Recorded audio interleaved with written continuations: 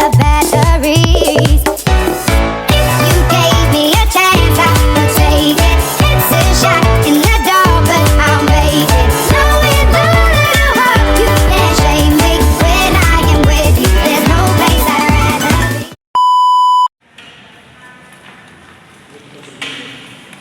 Selamat sore adik-adik. Selamat sore, Bu. Apa kabar hari ini? Baik, Bu. Oke, syukur. Oke, jadi sebelum Ibu mulai layanan, Ibu akan absen terlebih dahulu ya. Baik, Bu. Yang pertama Adolfus Jebuluki, Halo Ibu. Alusia Justina Penidai, Hadir, Ibu. Bagus Arianto Maledara. Sakit. Sakit apa? Sakit langsung masuk gini. Fransita Amna, Hadir, Ibu. Patricia Jinu Sedogere, Hadir, Ibu. Simon Petrus Mariano Tokan, Sakit. yang mana? Di sini, Ibu. Tadi itu lomba lari. Yohakinus David Runtarjen. Semua ada. Oke, jadi dua orang yang hadir ya Ibu. Oh, sebelum mulai ke layanan, tadi Ibu lupa berdoa ya. Jadi minta satu dari kalian bisa pimpin kita dalam doa. Baik, Ibu dan teman-teman semua, sebelum kita mulai kegiatan kita, alangkah baiknya kita menyiapkan hati dan buat kita untuk berdoa. Dan nama Bapa dan Putra dan Roh Kudus. Amin. Terima kasih Bapa, terima kasih Tuhan Yesus atas pertolongan yang kami berdoa. Sekarang ya Bapa, kami melayani kami, berkatilah kami adalah apa yang kami pahami. Semoga kami pahami dengan baik dalam kegiatan pada sore ini. Semoga ini Bapa kami sampaikan kepadamu dan berkat Kristus Tuhan kami. Amin. Dan nama Bapa dan Putra dan Roh Kudus. Terima kasih untuk adik manusia yang sudah berbicara. Baik dulu. Jadi baik langsung ke kopi kita pada hari ini Ibu bisa cerita. Jadi topik pada materi layanan kita kali ini tentang perencanaan karir siswa. Jadi yang pertama kita akan membahas tentang definisi perencanaan karir siswa. Jadi menurut Henry Momora, karir adalah suatu pilihan atau profesi atau pekerjaan yang melibatkan pendidikan, keahlian, keberhasilan, dedikasi, dan makna hidup. Jadi perencanaan karir siswa proses untuk membantu siswa dalam memilih bidang karir yang sesuai dengan potensi mereka. Jadi perencanaan karir siswa itu sangat penting untuk adik-adik, apalagi adik-adik sekarang sudah SMA kelas 12 ya, sedikit lagi tamat dan akan melanjutkan ke program pendidikan yang lebih tinggi lagi. Jadi kita akan ke slide berikutnya. Oke, kedua itu tujuan perencanaan karir. Jadi ada 4 tujuan di sini. Yang pertama itu mengenal diri. Jadi dari perencanaan karir ini juga dapat membantu adik-adik untuk mengenali potensi diri yang ada di dalam diri adik-adik, yaitu potensi diri ini seperti bakat, minat, dan kemampuan yang adik-adik miliki. Yang kedua yaitu kepuasan pribadi. Jadi tujuan dari perencanaan karir ini agar kedepannya saat adik-adik sudah berada di bidang karir yang telah adik-adik pilih, itu adik-adik bisa mencari kepuasan sehingga adik-adik tidak menyesal atas karir yang telah adik-adik pilih. Yang ketiga itu kesempatan kerja. Jadi perencanaan karir juga membantu adik-adik untuk mencari peluang kerja yang baik, sehingga dengan merencanakan perencanaan karir secara baik membantu adik-adik untuk mempersiapkan diri adik-adik untuk menghadapi tantangan di dunia kerja. Yang keempat yaitu efisiensi waktu.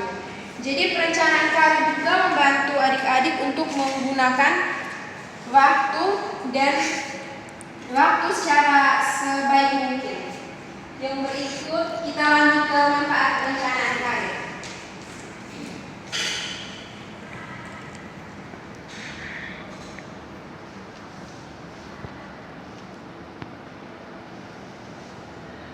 Oke, kita masuk ke manfaat perencanaan karir.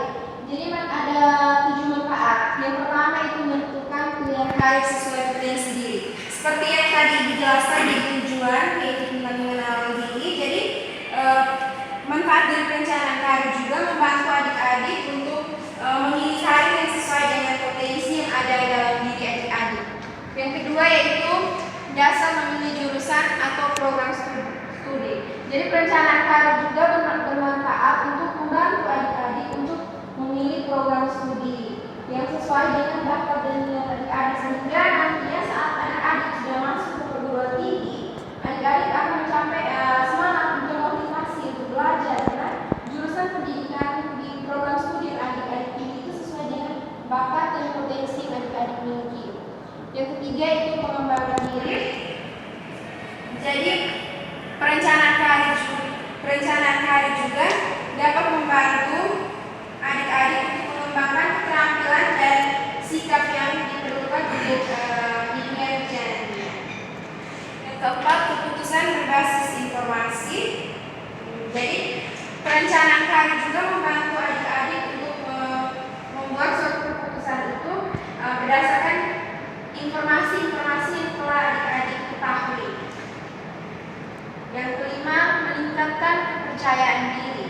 Yaitu dengan perencanaan karir juga dapat membantu adik-adik untuk meningkatkan kepercayaan diri adik-adik, sehingga adik-adik dapat mengenali berbagai peluang kerja yang ada di masyarakat.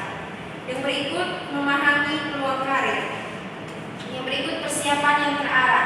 Yaitu dengan adik-adik merencanakan membuat suatu perencanaan untuk karir, itu adik-adik membuat suatu perencanaan untuk karir membantu adik-adik untuk membuat suatu keputusan karir itu terarah sehingga dapat berjalan dengan baik.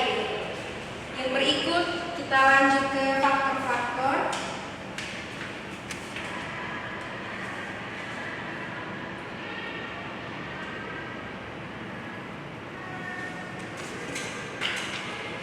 Yang berikut faktor-faktor yang mempengaruhi perencanaan karir. Yang pertama itu kemampuan atau abilities. Jadi kemampuan ini di mana kemampuan ini yaitu kemampuan dalam konteks bakat dan minat serta potensi yang adik-adik miliki. Yang kedua yaitu minat. Yang ketiga prestasi. Jadi prestasi ini hasil belajar yang adik-adik dapatkan di saat SMA ini, misalnya di NONSI mendapatkan adik NONSI menyukai pelajaran matematika, mungkin dapat membantu adik NONSI untuk memilih program studi perkuliahan. Oke, kita lanjut.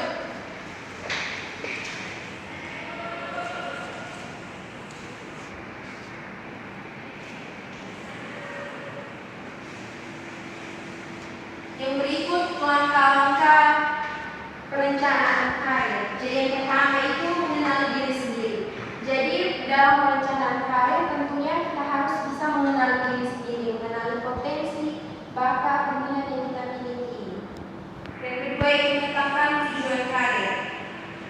Setelah mengenali potensi yang ada dalam kita, kita harus mempunyai tujuan dari karir yang telah kita rencana. Yang ketiga, mencocokkan kepribadian dengan peluang karir. Yaitu setelah kita memilih suatu karir yang akan kita pilih di masa depan nanti, dan juga bakat dan potensi diri yang kepribadian yang kita miliki, kita harus bisa mencocokkan apakah kepribadian saya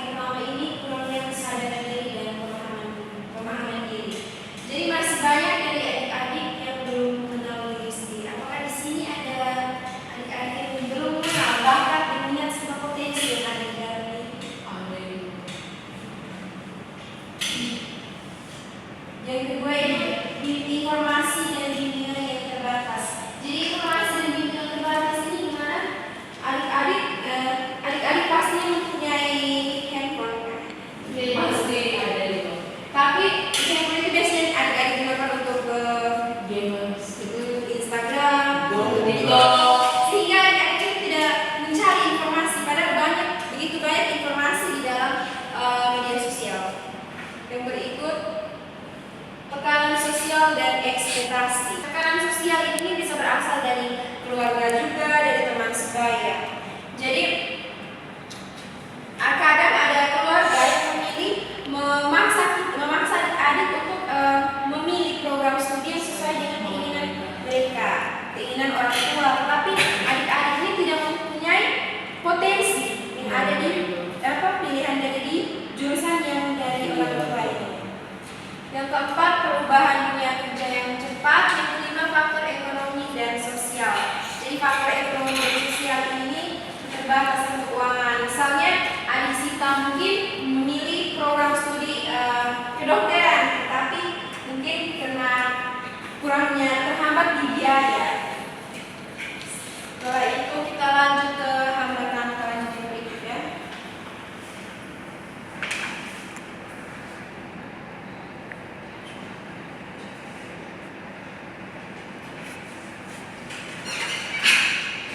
Jadi hambatan, kita lanjut ke hambatan. Hambatan ini ada dua, yaitu yang pertama faktor internal dan faktor eksternal. Jadi faktor internal ini berasal dari dalam diri adik-adik, jadi seperti bakat dan minat serta potensi yang adik-adik miliki. Yang kedua, faktor eksternal ini bisa dari keluarga, dari teman sebaya dan juga dari lingkungan. Faktor eksternal juga bisa dari kondisi keuangan keluarga. Oke, setelah kita mengetahui tantangan dan hambatan,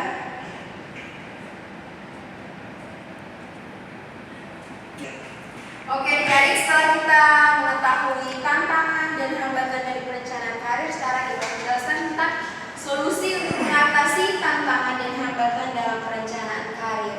Jadi ada 4 solusi. Yang pertama, melakukan tes kepribadian dan minat. Jadi seperti yang tadi adik-adik katakan, bahwa adik-adik bisa mengenali bakat dan minat dalam diri adik-adik. Jadi adik-adik bisa bertemu ibu akan membuka pintu seluas-luasnya untuk adik-adik, sehingga adik-adik bisa meminta ibu atau nanti kalau ada kesempatan ibu akan melakukan tes bakat dan minat untuk adik-adik. Yang kedua, itu memperluas akses informasi dan bimbingan. Jadi di sini adik-adik bisa memanfaatkan berbagai sumber informasi untuk mencari tahu informasi tentang keperguruan tinggi, untuk perguruan tinggi, untuk peluang kerja, sehingga nantinya saat adik-adik sudah memasuki dunia kerja, adik-adik tidak menyesal dengan pilihan yang adik-adik yang telah adik-adik pilih. Oke, yang ketiga itu komunikasi terbuka. Jadi di sini ibu adik-adik untuk bisa berkomunikasi secara terbuka, bisa berkomunikasi dengan orang tua, dengan ibu, atau juga dengan teman. Yang keempat, pendidikan dan pengembangan keterampilan. Jadi di sini ibu mengharapkan adik-adik harus berusaha terus untuk belajar dan mengembangkan setiap keterampilan yang adik-adik miliki. Adik-adik jangan pernah takut untuk mencoba, jangan pernah takut untuk gagal. Oke, jadi itu saja yang bisa ibu jelaskan. Jadi setelah ibu menjelaskan semua, apakah dari sini sudah ada pahami? Bisa ibu. Jadi setelah ibu menjelaskan materi tadi, ibu meminta di sini siapa yang bisa membuat kesimpulan dari materi kita hari ini? Oke, adik-adik silakan. Baik, terima kasih ibu. Jadi tadi saya ada menangkap kesimpulan itu bahwa sangat penting perencanaan bagi kami yang akan lulus di bangku SMK ini nantinya. Jadi kami juga harus berkonsultasi dengan ibu sebagai guru BK kami dan juga untuk mengenali mengetahui potensi kami apa, minat kami apa, sehingga ada kesesuaian kami dalam memilih karir yang akan kami jadi masa depan kami ke depan. Oke, terima kasih Kak Fonsi. Apakah masih ada lagi? Saya Oke, silakan adik Jenny bisa. baik ibu, sangat menyimpulkan di sini kesimpulannya itu perencanaan karir merupakan proses yang paling penting bagi kita, apalagi kami yang SMK kelas 12 ini yang untuk mempersiapkan diri dalam menuju ke jenjang perguruan yang lebih tinggi itu, karena kami tahu bahwa perencanaan karir itu salah satu profesi dan kehidupan yang sangat penting, yang dimana karir ini akan menjadi salah satu identitas kita di masa depan. Dan kami juga saya kesimpulan yang terakhir ini, pada perencanaan karir ini dalam mengambil keputusan agar kita tidak tersesat di kemudian hari, kita bersolusi di situ bahwa kita harus banyak-banyak mengakses informasi yang lebih banyak dan juga harus lebih mendalami dan memahami tentang potensi dan diri. Terima kasih. Mari kita beri aplaus dulu. Jadi dari materi yang Ibu jelaskan pada hari ini, di sini Ibu membuat kesimpulan yaitu perencanaan karir merupakan proses penting bagi adik-adik untuk memahami diri, mengidentifikasi minat dan potensi, serta menyusun rencana untuk mencapai tujuan karir yang diinginkan di kemudian hari.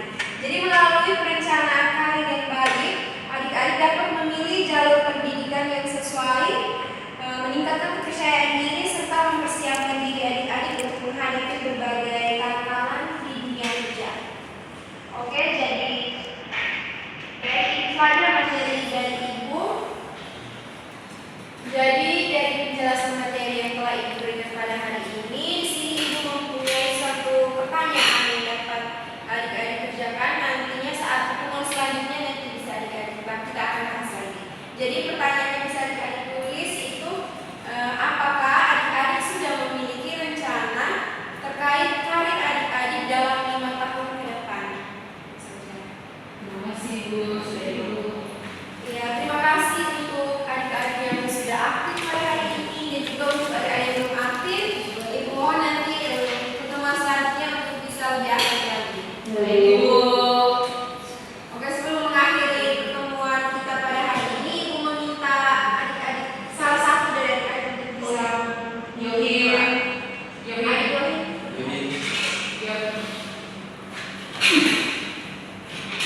Baik, sebelum kita pulang ke masing-masing, pada kita berdoa. Izinkan saya menjadi salah satu seperti kita bagus sudah dan tahu semoga secara kami masing-masing menjalankan perjalanan hingga di tempat yang kami tuju terus. Yang dipuji sepanjang masa. Terima kasih. Oke adik-adik, tetap semangat dan sampai berjumpa di pertemuan selanjutnya.